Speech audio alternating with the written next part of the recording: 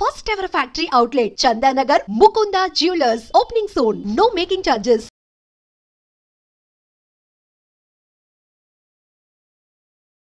భూకంపాలు వరుస భూకంపాలు ఇప్పుడు అందరినీ భయపెడుతున్న పరిస్థితి. ఎస్పెషల్లీ ఇప్పుడు మయన్మార్ కావచ్చు, లేదంటే బ్యాంకాక్ అటువైపు ఏదైతే ప్రాంతాలు ఉన్నాయో అటువైపే మళ్ళీ భూకంపాలు సంభవిస్తున్నాయి. సో రాత్రి నిద్రపోవాలంటే కూడా భయపడిపోతున్నారు ప్రజలంతా కూడా ఇప్పుడు. ఎందుకంటే తాజాగా వీళ్ళందరూ గాఢ నిద్రలో ఉన్నటువంటి టైంలో ఇండోనేషియాలో మంగళవారం తెల్లవారుజామున 5.9 తీవ్రతతో భూకంపం అయితే సంభవించింది. పూర్తిగా అందరూ నిద్రలో ఉన్నారు. గాఢ నిద్రలో ఉన్నటువంటి టైంలో ఇప్పుడు ఈ భూకంపం అయితే సంభవించింది. ఇది ఆగ్నేయాసియా దేశాల ప్రజలను ఇప్పుడు వరుస భూకంపాలు అయితే భయపడిపోతున్న పరిస్థితి అయితే కనిపిస్తోంది. మొన్న 7.3 తీవ్రతతో వచ్చిన భూకంపానికి ఆల్మోస్ట్ దగ్గరగా ఒక 2000-3000 మంది చనిపోయినట్టుగా మనకు అఫీషియల్గా అందినటువంటి వార్త. కానీ ఆస్తి నష్టం ఎంత పెద్ద మేర జరిగిందో మనం అందరం కూడా చూసాం. అట్లాగే ఈ భూకంపాలు సంభవించిన తర్వాత వరుసగా వార్తలు కథనాలు వస్తూనే ఉన్నాయి. ఎందుకంటే జనవరి నుంచి ఇప్పటి వరకు కౌంట్ చేస్తేనే కొన్ని పదుల సంఖ్యలో భూకంపాలు వచ్చినటువంటి పరిస్థితి. నెక్స్ట్ ఎక్కడ రాబోతోంది? భారత్లో రాబోతోందా? జపాన్లో రాబోతున్నాయా? ఇట్లా వరుసగా వార్తలు అయితే వస్తున్న పరిస్థితి కనిపిస్తోంది. 2025 చివరి వరకల్లా జపాన్లో అతిపెద్ద భూకంపం రాబోతోంది. మినిమం 3 లక్షల మంది చనిపోయే అవకాశం ఉంది అంటూ ఏకంగా ఆ దేశం, అంటే జపాన్కి సంబంధించిన దేశమే అధికారికంగా ఒక క్వశ్చన్ మార్క్తో ప్రజలను మీరు ప్రిపేర్డ్గా ఉండండి అనేటువంటిది వాళ్ళు చెప్పినటువంటి సిచ్యువేషన్ అయితే కనిపిస్తోంది. ఇట్లా ఇప్పుడు ఎక్కడ ఏంటి ఎప్పుడు వస్తుంది భూకంపం, ఇట్లా ఇదే వార్తలతోని ఇదే మాట్లాడుతూనే రాత్రి భయపడుతూనే పడుకుంటున్న పరిస్థితి అయితే కనిపిస్తోంది. ఎస్పెషల్లీ ఈ బ్యాంకాక్ మయన్మార్ అండ్ ఆ తర్వాత ఈరోజు తెల్లవారుజామున ఇండోనేషియాలో 5.9 తీవ్రతతో భూకంపం అయితే సంభవించింది.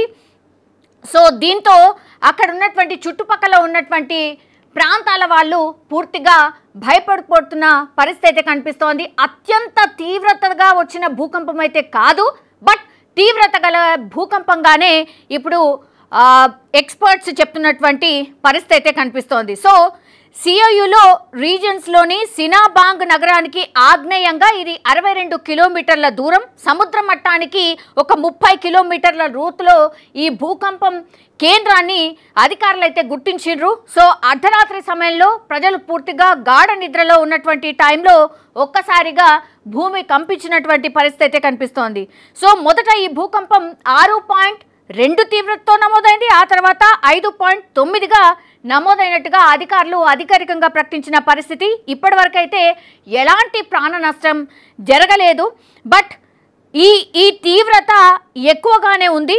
సో మళ్ళీ ఒక్కసారి 6.2, 5.9 తీవ్రతతో ఎప్పుడైతే భూకంపాలు సంభవిస్తాయో డెఫినెట్లీ మళ్ళీ కూడా ఈ ట్రీమర్స్ మళ్ళీ కనబడచ్చు మళ్ళీ ఎక్స్పెక్ట్ చేయొచ్చు అని అధికారులు ప్రజలైతే అప్రమత్తం చేస్తున్న పరిస్థితి అయితే కనిపిస్తోంది. ఇప్పుడు మొన్న మనం చూసాం ఒక 3000 నుంచి 4000 మంది సజీవ సమాధి అయిపోయారు. కొన్ని ప్రార్థనా మందిరాల్లో అయితే 300-400 మంది అక్కడే చనిపోయి అంటే కనబడినటువంటి సిచ్యువేషన్. ఇప్పటికీ కూడా ఇప్పుడు ఎక్కడైతే ఈ మయన్మార్ బ్యాంకాక్ ఉందో ఇప్పటికీ కూడా తిండి కోసం చాలా మంది ప్రజలు ఎవరైతే జనరల్ పబ్లిక్ ఉన్నారో వాళ్ళు ఇంకా కూడా కష్టాలు పడుతున్నారు అనేటువంటి వార్తలు కూడా వస్తున్నాయి. ఆస్తి నష్టం భారీగా జరిగింది. అట్లాగే ప్రజలు ప్రాణాలు కూడా చాలామంది కోల్పోయిన సిచ్యువేషన్ కళ్ళ ముందే, అది డే టైంలో జరిగినటువంటిది. కళ్ళ ముందే పూర్తిగా ఇట్లా పెద్ద buildings, high rise apartments buildings అన్నీ కూడా కుప్ప కూలిపోయిన పరిస్థితి.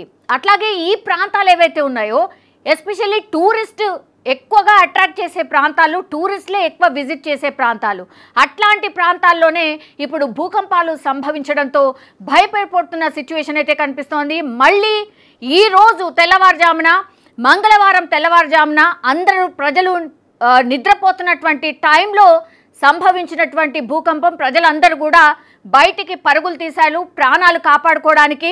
ఎందుకంటే మొన్నటి ఇన్సిడెంట్ ఎవరు మర్చిపోయే పరిస్థితిలో లేరు కాబట్టి ఇప్పుడు తాజాగా ఇండోనేషియాలో సంభవించినటువంటి భూకంపంతో అయితే ప్రజలందరూ బయటికి పరుగులు తీసిన సిచ్యువేషన్ అయితే కనిపిస్తోంది. అట్లాగే ఇంకా కూడా అధికారులు 6.2 5.9 తీవ్రతతో వచ్చిన భూకంపం కాబట్టి ఆఫ్టర్ ట్రీమర్స్ కూడా ఉండొచ్చు, కాబట్టి అప్రమత్తంగా ఉండండి అని ప్రజలకైతే హెచ్చరికలు జారీ చేసిన సిచ్యువేషన్ అయితే కనిపిస్తోంది.